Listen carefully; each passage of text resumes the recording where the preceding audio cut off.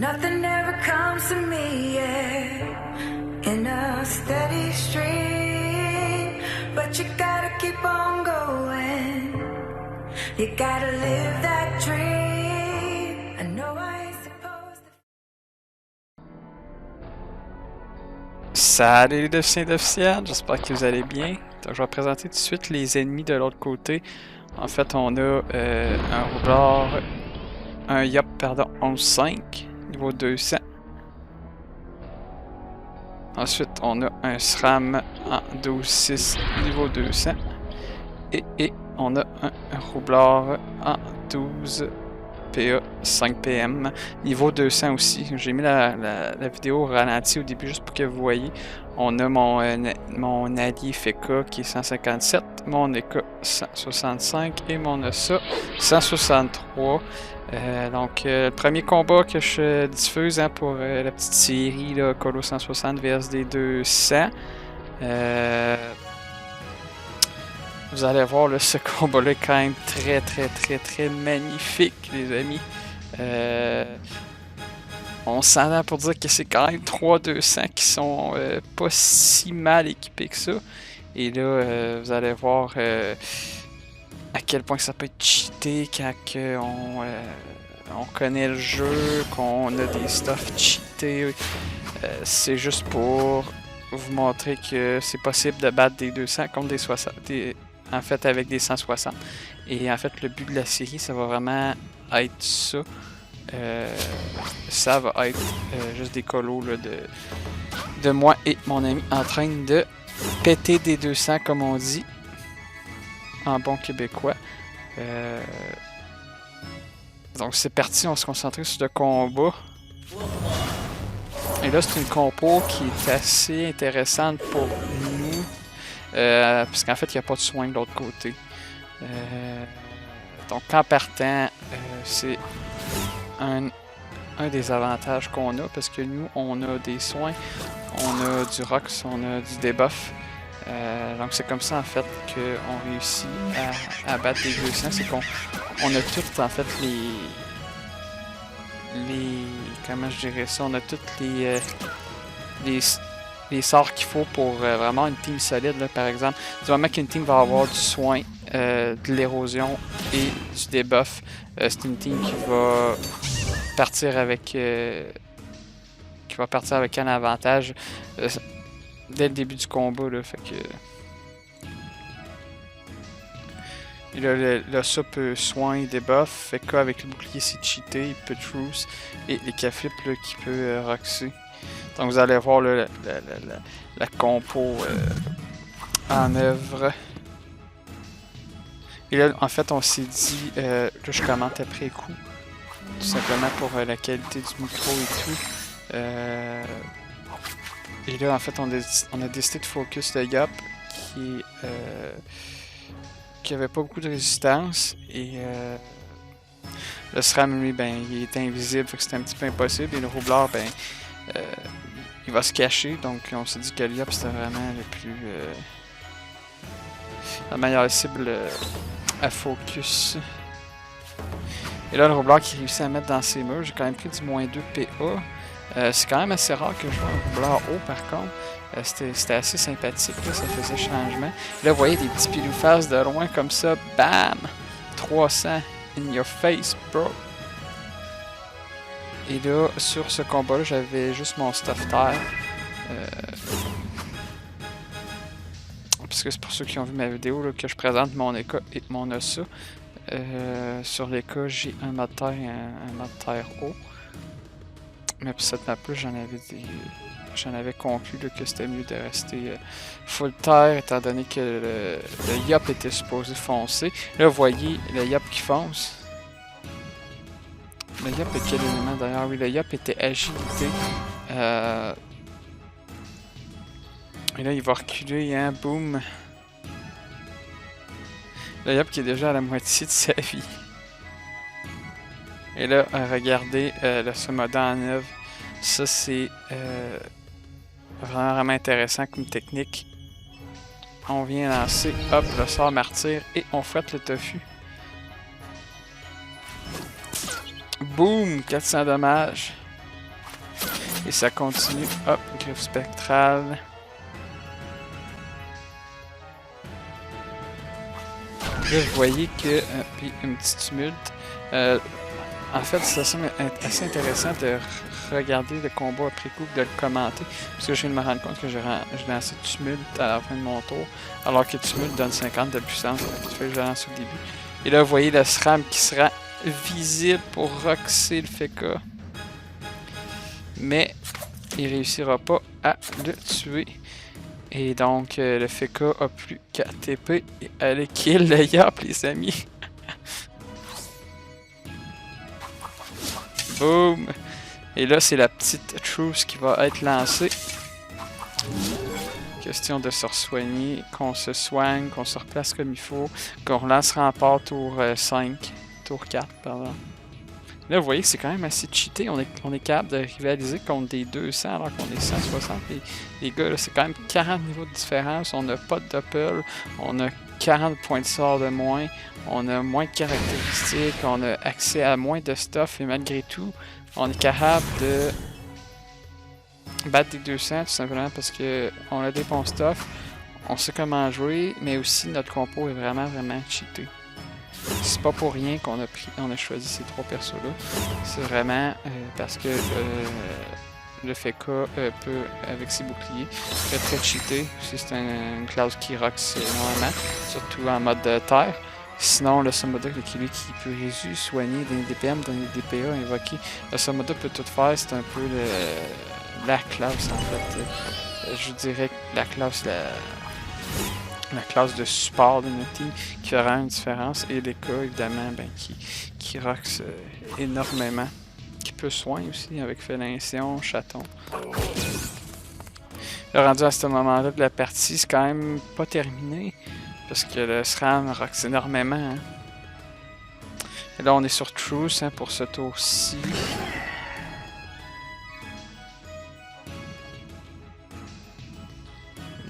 Le SRAM qui met un piège de silence.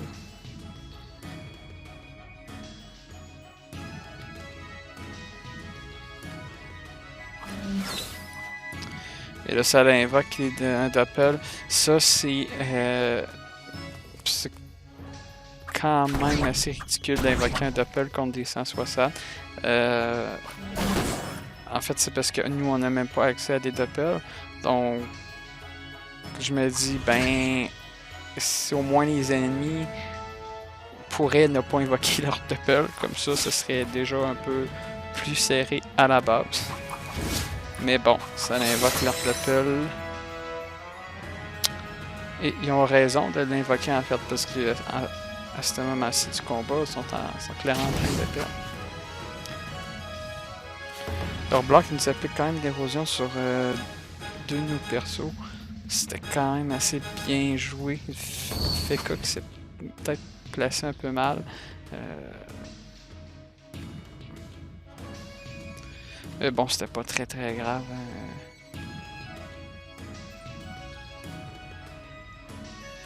Et là, vous avez la petite technique d'utiliser Boom, Perception pour découvrir le roublard.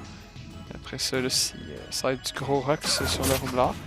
En fait, le seul perso qui était vraiment bien stuffé, c'était le SRAM. On craignait beaucoup le SRAM, donc on s'est dit, ben, on va juste terminer par lui. Et là, ici, je fais un petit misclick sur mon iPhone. J'ai oublié de faire martyr avant de fouetter le tofu, malheureusement. Et là, tumulte en début de tour, ça c'est bien joué. Là, je prends du 800 au piège de silence. Ça, je me rappelais plus en fait que j'avais un piège de silence. Et je me suis fait, bien poum comme il faut. Et là, le SRAM qui en rajoute. Le Samoda qui a plus beaucoup de vie. Boum, le Salero à la fin du tour du SRAM, c'est peut-être pas la meilleure décision. Il faut toujours éroder en début de tour. Hein. Et là, on continue de taper le roublard, mais il ne faut juste pas que le Samoda meure autour du roublard. Parce qu'en fait, si le Somoda survit, on a 2 persos qui jouent back à back. Donc, c'est quand même assez GG. Et là, on va voir s'il va être capable de tuer le Somoda.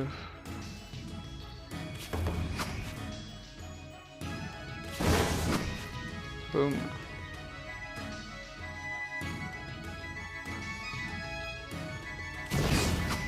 Il a pas l'air de vouloir focus sur Somoda. C'est nickel pour nous. Et là, c'est le temps de roxer, les amis.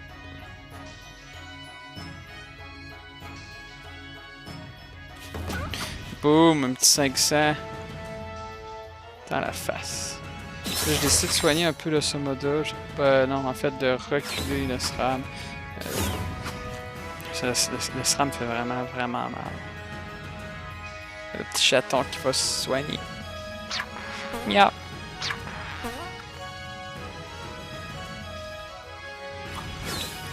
Et là, boum, en fait, là, je fais martyr ça tour aussi.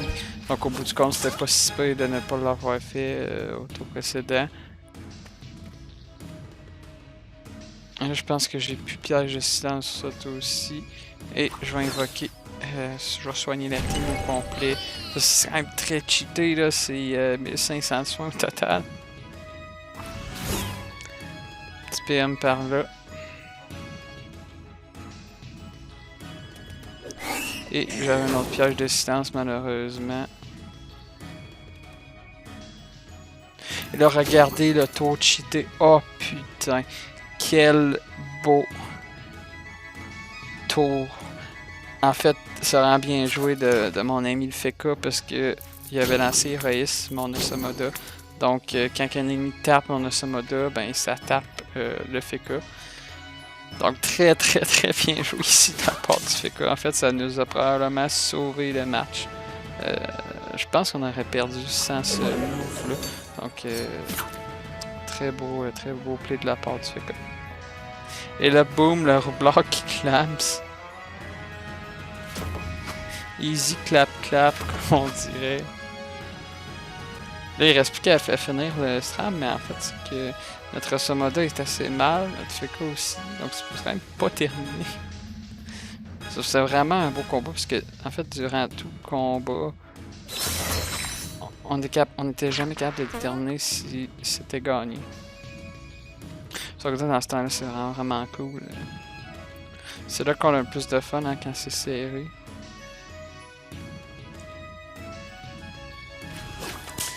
Boum, un petit fouet pour diminuer les dommages du SRAM de 5%.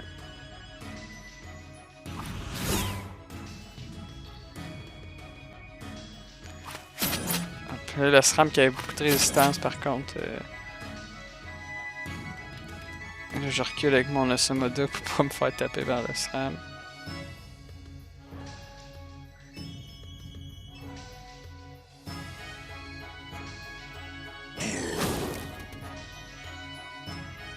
Et là, en fait, c'est le tour de relance d'invisibilité. Le SRAM, donc là, il va se remettre invisible. C'est quand même assez. Ce qui est quand même assez relou. Et là, boum, il tue le Feka.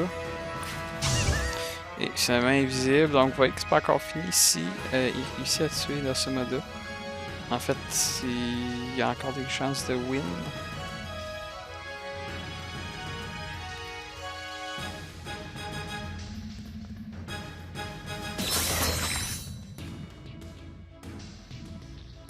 Et là, en fait, j'essayais de le trouver. Mais je l'ai pas trouvé. Donc, hop, il était pas par là. Je me disais, il doit être dans le coin de le Somoda. Donc, il va essayer de le tuer au prochain tour. Là, je me mets un petit trèfle. Hein. C'est quand même si cheaté, ça. Le sort trèfle 2PA. Ça donne 825 de bouclier. Donc là, je retourne hein, proche de mon Eka, parce qu'en fait, je me dis, ben, si le SRAM serait invisible pour taper mon Osa, ben, je vais être juste à côté avec l'Eka. Hop, petit soin. Je suis quand même full life sur le Somoda, donc ça, c'est très intéressant. Et là, à ce moment-là de la partie, en fait, c'est là que En fait, c'est là que la game s'est jouée, dans le sens que nos 3 persos sont encore vivants. Là, autour du Feka, ça va être Rempart, Feka Shield, Atraxi, etc. Donc, rendu là, ils peuvent rien faire pour nous vaincre. Et là, bon, je dis le ahaha en majuscule, parce que en temps et lieu, on était vraiment contents d'avoir gagné ce combat-là. On Feka qui décale les persos pour éviter le piège de silence. Finalement, le piège de silence, c'était pas ce qu'on pensait. Et là, le petit Rempart. Feka Shield. Et là, c'est juste les cas qui a le piège de silence. Là, j'aurais peut-être pu la jouer safe, puis ne pas utiliser mes PA, en fait, parce que je vais prendre énormément de dommages. Mais rendu là, c'était pas si... J'aurais pu aussi trouver et le tuer, c'est ça aussi. C'est un couteau à double tranchant, mais rendu là, on était full life avec Rempart, donc c'était pas si grave que ça. Et là, j'invoque, je me prépare en fait.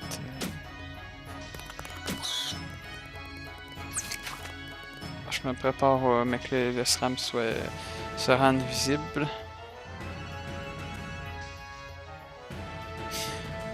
Le SRAM qui reste invisible, hein, je sais pas s'il aurait pu essayer de le Somoda. De cette manière, Feka aussi aurait clamsé. Ce serait juste un 1v1.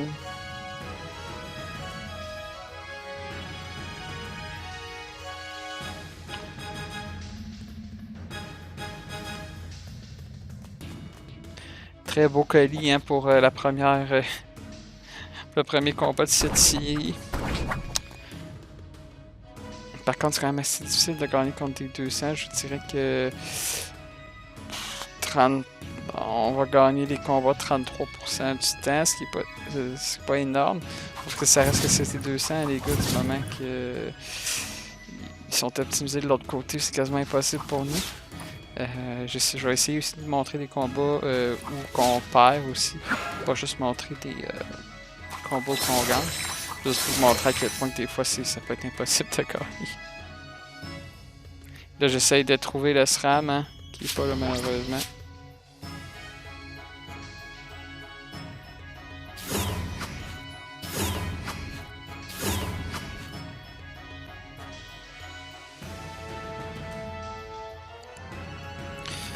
Taper le topel.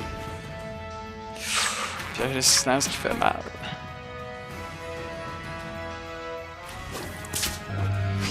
Hop, on finit le topel, on soigne encore 4. Là oui, je viens booster aussi mes persos avec Martyr, hein, ce qui vient donner là, vraiment 15% de dommages finaux.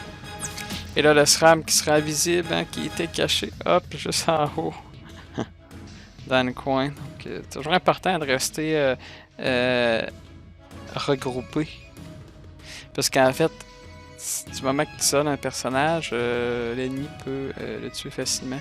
Et là, tu sais, vous voyez, il n'y a pas le choix d'approcher vers mon Ossa pour le taper. Sauf qu'en même temps, il se rapproche des 2 autres persos qui, eux, rox. Donc, et là, c'est là que le beau combat se termine, les amis, de toute beauté. Je dirais que c'est un des plus beaux combats qu'on a pu faire contre des 200, là, vraiment. Petite TP, retour.